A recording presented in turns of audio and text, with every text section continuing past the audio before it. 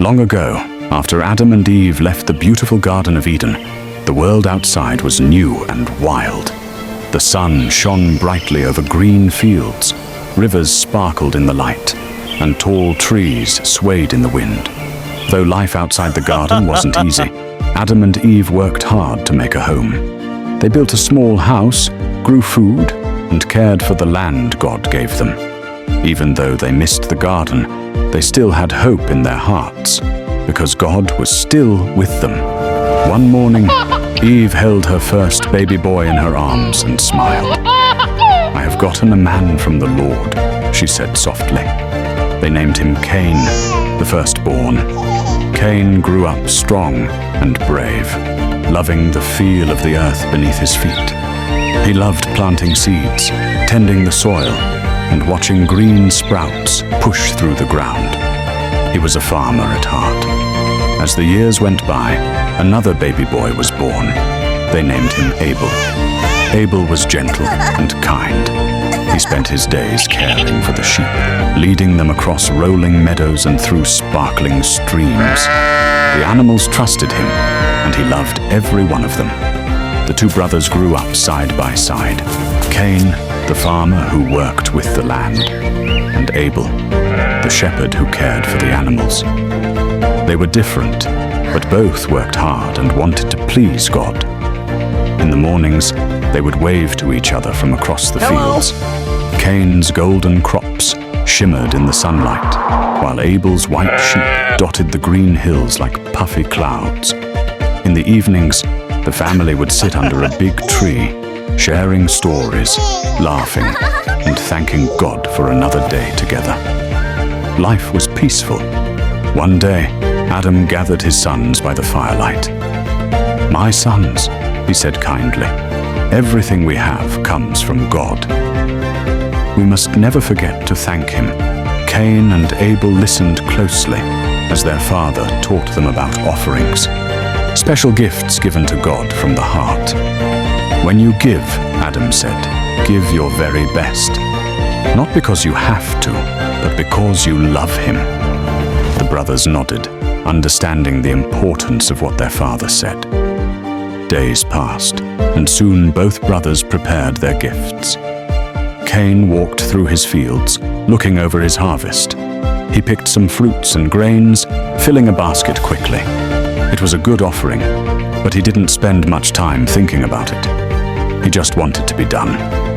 Abel, on the other hand, walked among his sheep, gently touching each one until he found the very best lamb, pure, strong, and healthy. He whispered softly to it, "You are my gift to God." He took great care, wrapping flowers around the lamb and preparing his altar with love. When the day came, both brothers built stone altars in the open field. The morning sun rose high, and a calm wind brushed against their faces. Cain placed his crops on his altar. "Here's my offering, God," he said, trying to sound proud.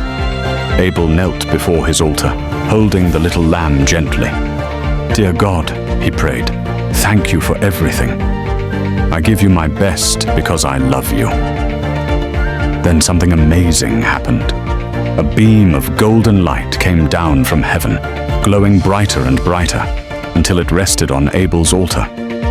A gentle fire appeared, burning with warmth and beauty. The smoke rose straight up toward the sky. It was clear. God was pleased.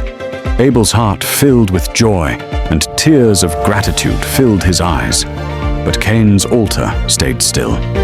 No fire, no light. The wind whispered, but the silence felt heavy.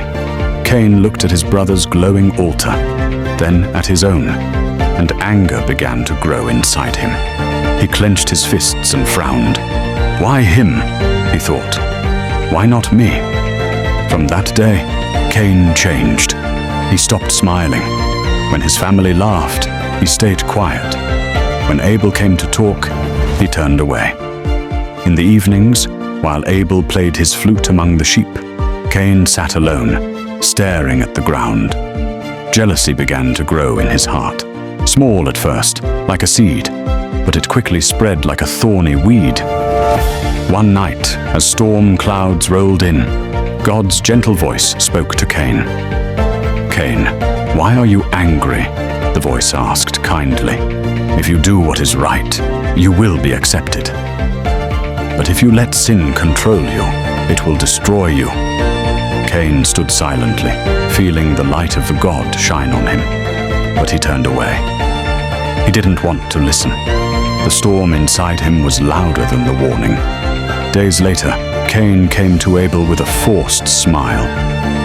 "Brother," he said, "come with me to the field."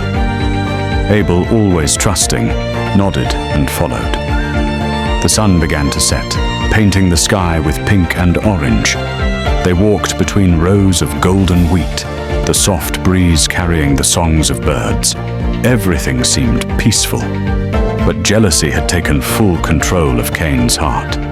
In a terrible moment of anger, he rose against his brother. And Abel was gone. The field grew quiet. The birds stopped singing. Cain looked at what he had done and dropped to his knees. His heart pounded with fear. "What have I done?" he whispered. He ran, but there was nowhere to hide. Later, God's voice came again. "Cain," he said gently, "where is your brother Abel?" Cain tried to look away. I don't know," he stammered. "Am I my brother's keeper?" But God already knew. "Cain," he said sadly, "your brother's blood cries out to me from the ground." Cain began to weep. The ground that once grew his crops now felt heavy beneath his feet. God said, "Because of what you have done, the land will no longer give you its strength." "You will wander the earth," Cain cried out. "My punishment is too great. Everyone who finds me will try to harm me." But God, even in judgment, showed mercy. "No," God said, "I will protect you. No one will hurt you." Then a mark appeared on Cain, a sign that God's protection was still with him. Even after everything, God still cared. Cain packed his things and walked away from his family. Eve cried as she watched her son disappear into the distance. Adam placed a hand on her shoulder, his eyes full of sorrow. They both knew the world would never be the same. Cain walked for days across hills and deserts until he found a new place to live. He built a city there, but in his heart, he carried the memory of his brother, a memory that would never fade.